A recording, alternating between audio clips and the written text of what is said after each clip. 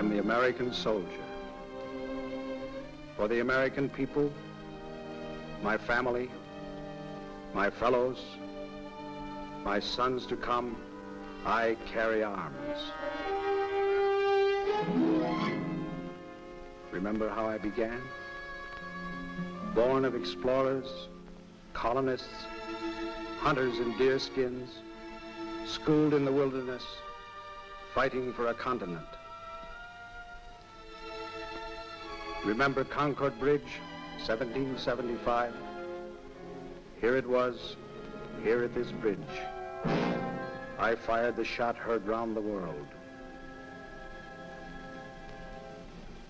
Then I was the Minuteman, the embattled farmer, the son of liberty, raw militiaman, hardy continental. I was the hope of freedom on the frontier. I carried arms for the rights of man. Remember Valley Forge? I was the winter soldier, starving, marching, freezing, fighting, and praying at night, alone in the snow.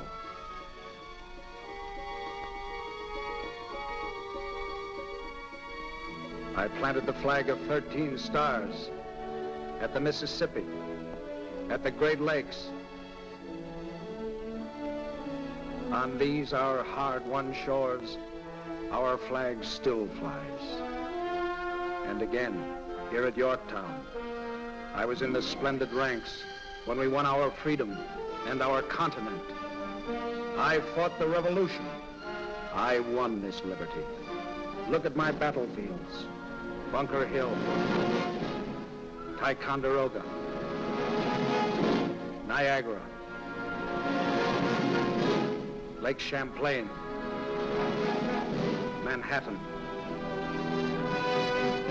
Trenton and Monmouth, Kings Mountain and Cowpens, Yorktown.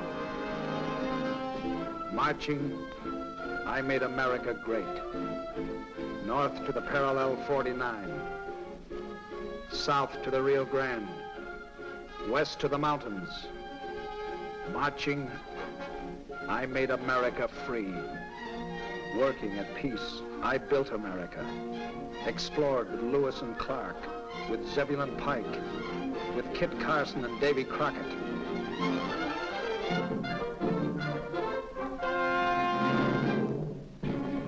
1860, 1865, I was the blue, I was the gray. Marching, I made America free. Marching, I gave America peace. Marching, I found the American spirit. I led the way. I called to America, follow me. Follow the American soldier. Follow the trail I blaze. I convoyed the wagon trains, moving west, fought the tribes with Custer, rode the Oregon Trail, patrolled the wild American continent. My lonely outposts grew. My camps became crossroads. My frontier forts took root. Rose from the prairies into cities. My infantry marching made paths. My cavalry riding made trails. Where cities rise, I made the hikes to lay the ties and drive the spikes, uniting my country with rails. Give me the hardest job. Remember? I brought America to the Pacific, punched the railroad tunnels through the Rockies. I licked the Mississippi floods, conquered the Yellowjack in Cuba, joined the oceans at Panama, held like a rock on the Marne. I am the American soldier, pioneer, Samaritan, vanguard. Wherever I was needed, whenever I was called, I stood and delivered. I came through. I was America on the march.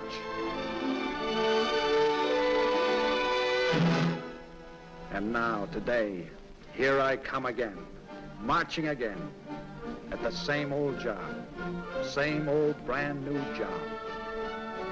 Marching again with all free men. I'm the ring of steel around democracy. I'm the ramparts that you sing about. I'm the citizen soldier, the nation in arms. I'm snap and precision, West Point pride. I'm the regular, strictly GI.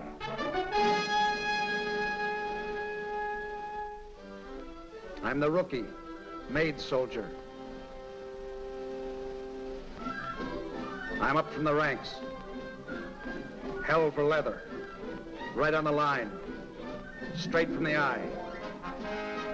I'm the rifleman, cannoneer, trooper, skier, engineer, gunner, scout, marksman, driver, signalman, sentry, mechanic, flyer.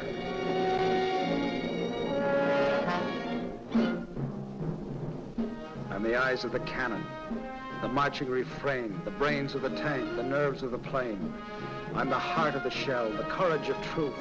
I'm the Liberty Bell, I'm the song of our youth.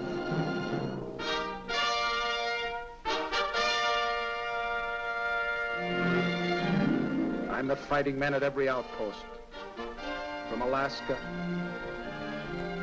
to Hawaii, to the Philippines and beyond, from Panama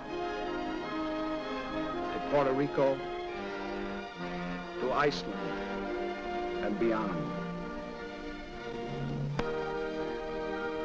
Whatever the need, for the spirit we're living, for the future we're making, I, the American soldier, am the shield. Here to tell you more about the Blue Badge is Colonel William W. Quinn, better known perhaps as Buffalo Bill Quinn, who recently returned from Korea, where he was commanding officer of the 17th Infantry Regiment, 7th Division, the Buffaloes. We take you now to Colonel Quinn's office. Now that you've met the man, I'd like to tell you a little bit about the Blue Badge itself. The official title of the badge is the Combat Infantry Badge, and it was authorized for wear on the 27th of October, 1943. In describing the badge, we find an old-fashioned flintlock superimposed on a blue background. The blue, of course, is the color of the infantry. The flintlock itself is of a vintage of in the late 1790s and was a copy of the first rifle which was produced in large quantities for the Army. Might say that the model for this flintlock was found in the old Harper's Ferry arsenal some years ago, and of course is in the archives of the Army. The laurel wreath that goes around the musket itself is of course from ancient vintage of the times when the Greeks used the royal leaf to denote an element of achievement.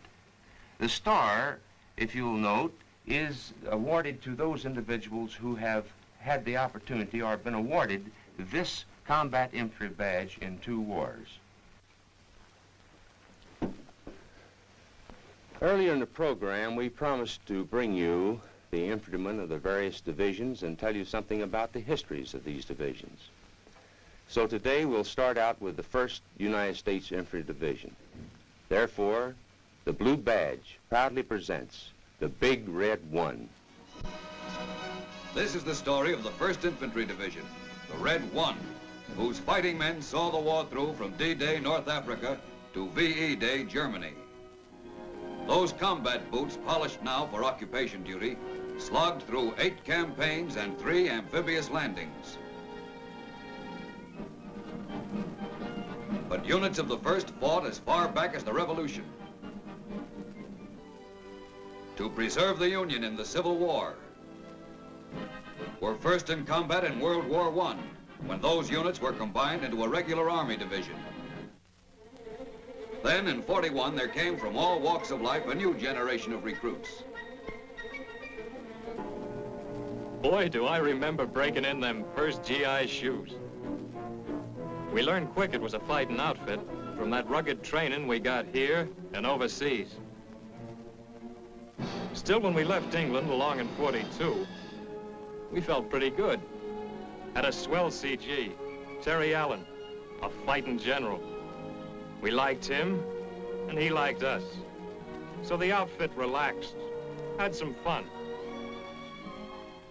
Till, on a chilly November dawn, with the coast of North Africa out there in the dark, we knew action was close. Everyone tightened up, waiting.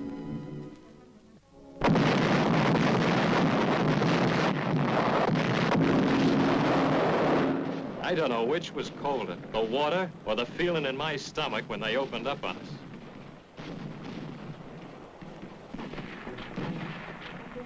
In 3 days, Oran was ours. Easy. Too easy. We thought we knew what war was like. But Jerry taught us different. With dive bombers, tanks, those dirty 88s. A tough school, pal. The kind you gotta work your way through. Damn near flunked out at the Kasserine. But we learned the score, started to teach Jerry a few things out of our book. We rammed our way back to Gafsa and down Rommel's throat at El Guitar, where we tore up his crack 10th Panzer Division. Then we swung north to Matur.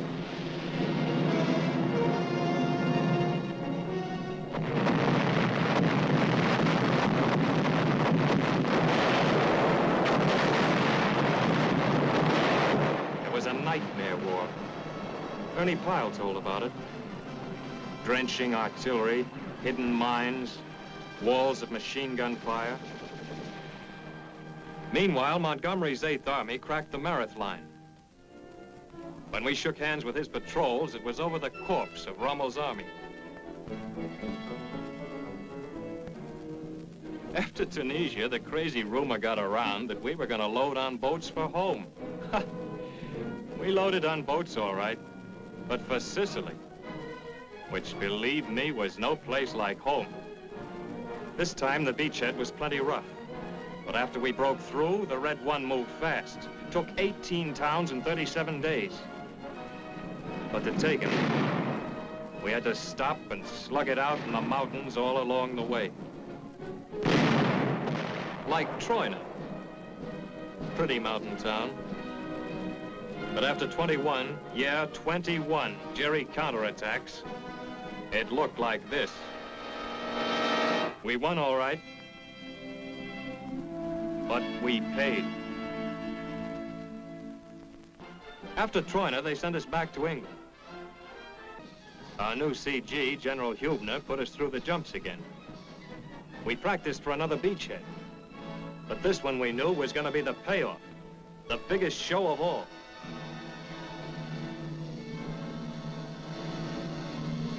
The curtain went up on June 6th, 1944.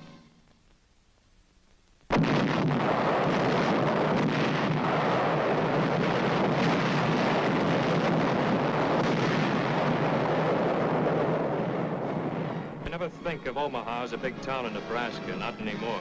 To me, it's a piece of beach in Normandy that was hell.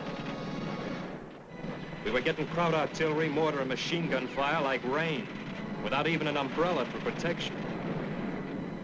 We came close to being rained out, all right. But when Colonel Taylor of the 16th yelled, "Get the hell off the beach," we got the hell off and ran smack into hedgerow country where the Kraut set up the fields like forts, using the hedgerows for walls. It's like a Chinese puzzle out of hell. We'd clean up one field only to find out the next was loaded with Jerry. Had to keep digging all the time for cover from 88s and mortars, because if you didn't... Still in a week's time, we dug, shot, and plowed our way to Calmont, where we waited for the other outfits to come up on our flanks. The French were tickled to see the supermen getting licked by plain American doughy, who were human beings, too. we got a chance to clean up and tell the folks back home how we were doing. It had to be a short note, though, because a big blow-up was brewing. It came on July 25th, when it seemed the whole damn Air Corps got in on a big bust to Ransom Low.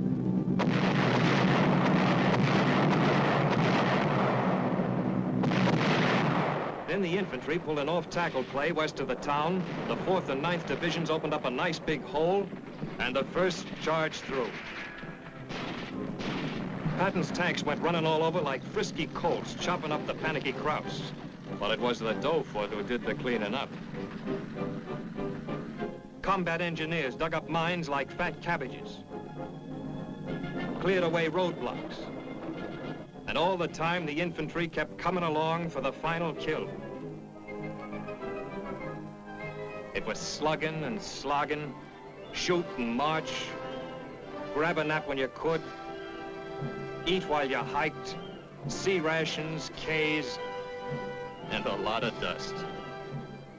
That's what the school books call victorious pursuit, eating dust. Even when they put you on trucks, you ate dust. It was a hell of a way to see La Belle France, but we sure covered ground. From Coutances in a month, we drove a right-of-way clear across France.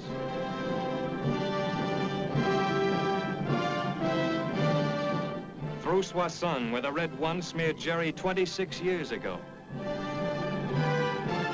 We rolled across the Belgian border, bagged 17,000 Heinies in a 3-day scrap around Mons, and kept scooping them up all the way to the Siegfried line. We cracked it in 3 days, drove a claim into Hitler's backyard around Aachen. It looked like the final round was coming up. We did some preparing.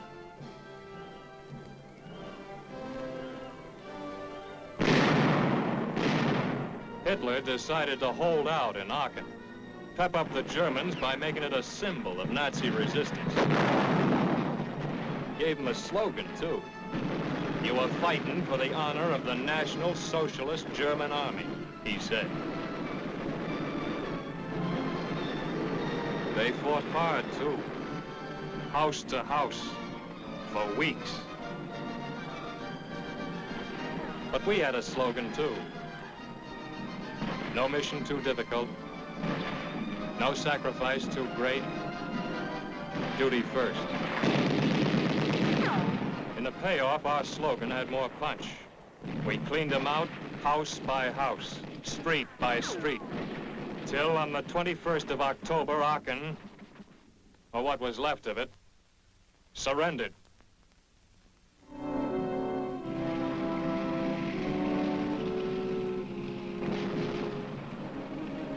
But we hadn't seen the worst yet. Hürtgen Forest showed us that.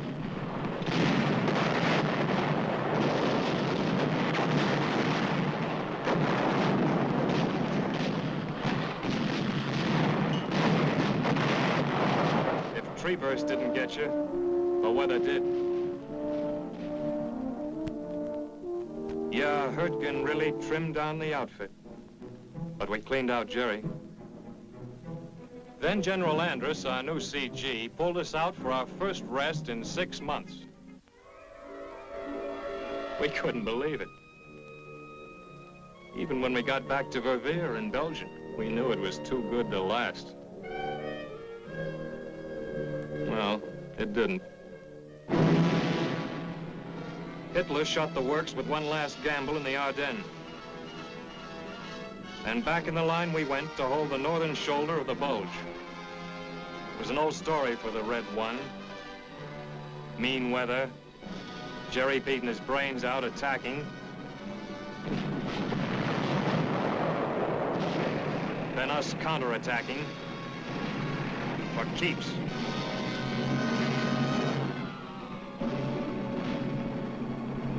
When we got rolling again after the Bulge, we found the Rhine River ahead of us. It looked like a big ditch for doe feet to jump. But the 9th Armored grabbed a weird-looking bridge at Remagen, and we got over fast. After that, we just threw away the brakes and kept rolling. Plowed right through the belly of Germany. When they told us in May the war was over, do you know where we were? Czechoslovakia. Yeah, Czechoslovakia. And brother, were we tired. You know, they call the infantry the queen of battle. Don't ask me why. You wouldn't say those guys look pretty, would you? No, not pretty. But they're real men. Soldiers. Who do their job.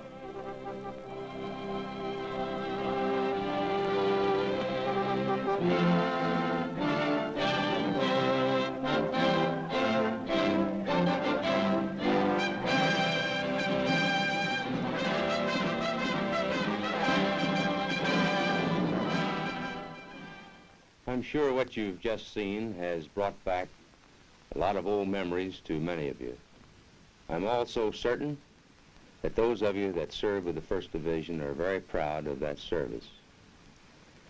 As before, we want to tell you that the series is a tribute to those of you who served as riflemen and also those who are yet to serve. We want all to know that the wearer of the blue badge, what he has done and what he is doing today, particularly in Korea. We'd like to explain the great burden that this man with a rifle is carrying in the whole defense effort, and to gain for him that recognition which is due him. I must point out at this particular phase that the greater portion of this program has been made possible through the heroic efforts of the Signal Corps combat cameramen. Those individuals who are constantly under fire, taking pictures, portraying for you and for posterity the activities of this man with a rifle. They have done a good job. I know this from my own experience because when I commanded the 17th Infantry in Korea, we had any number of cameramen with us. And on many occasions, I've seen them pinned down by fire along with our own men. Well, I think you'll be interested to know what we have in store for you for the next 12 programs. We're going to bring to you living histories of the combat infantrymen in some of our great divisions. We'll start out with the 30th. We'll have a history of the 1st Cavalry Division in the Philippines. We'll see the 3rd, 45th, and 36th in the invasion of southern France. We'll see the 41st at Buna and in New Guinea. We'll go on to see the 34th at Kasserine Pass, the 6th Division, the 82nd Airborne in Sicily. We'll watch the divisions of General Patton in the relief of the Bastogne Bulge. We'll watch those divisions moving from Naples to Cassino. We'll see the 7th in the Pacific and the 29th in Europe. In addition, we will interview a great number of very interesting personalities. On our next program, we invite you to look on when we honor the infantrymen of the Old Hickory Division, the 30th. We'll see them in Normandy, at Saint-Lô. We'll see them cracking the Siegfried Line, and we'll see them in the Battle of the Bulge. In addition, we have some very interesting facts about the rifleman himself, his rations in combat, his clothing, and the gear that he carries when he goes to battle. So until next week, this is Colonel Quinn speaking for the combat infantryman and asking you to look twice at the man who wears the blue badge. It's the mark of a man. Niagara, Lake Champlain, Manhattan, Trenton and Monmouth, Kings Mountain and Cowpens, Yorktown. Marching, I made America great. North to the parallel 49. south to the Rio Grande, west at the Mississippi, at the Great Lakes. On these, our hard-won shores, our flag still flies. And again, here at Yorktown, I was in the splendid ranks when we won our freedom and our continent. I fought the revolution. I won this liberty. Look at my battlefields. Bunker Hill, Ticonderoga, wilderness, fighting for a continent. Remember Concord Bridge, 1775? Here it was, here at this bridge. I fired the shot heard round the world. Then I was the Minuteman, the embattled farmer, the son of liberty, raw militiaman, hardy continental. I was the hope of freedom on the frontier. I carried arms for the rights of man. Remember Valley Forge? I was the winter soldier, starving, marching, freezing, fighting, and praying at night, alone in the snow.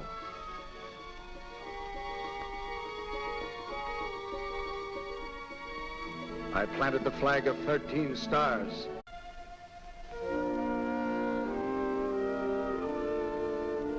I am the American soldier. For the American people, my family, my fellows, my sons to come, I carry arms. Remember how I began? Born of explorers, colonists, hunters in deerskins, schooled in the